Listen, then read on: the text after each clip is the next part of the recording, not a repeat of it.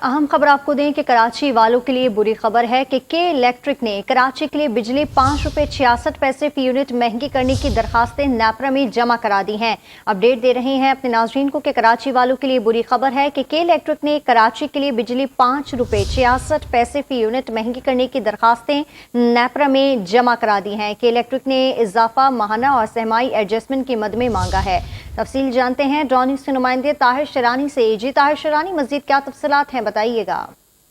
जी देखें, के इलेक्ट्रिक ने अप्रैल और जनवरी से मार्च 2023 की सहमाई और माहाना एडजस्टमेंट के तहत बिजली ₹5.66 फी यूनिट महंगी करने की अलग अलग दरख्वास्तें नेपरा में जमा कराई हैं।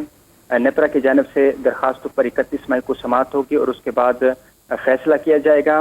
के इलेक्ट्रिक ने अप्रैल की माहाना फी एडजस्टमेंट की मद में 49 पैसे फी यूनिट इजाफे की दरख्वास्त की है।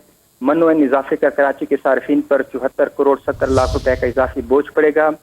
जून के महीने में जो अप्रैल की एडजस्टमेंट है उसका जो वसूली है वो कराची के सार्फिन से की जाएंगी। इसी तरह जनवरी से मार्च की सहमाई एडजस्टमेंट के तहत कराची के लिए बिजली ₹5.17 फी यूनिट इजाफे की दरख्वास्त की गई है।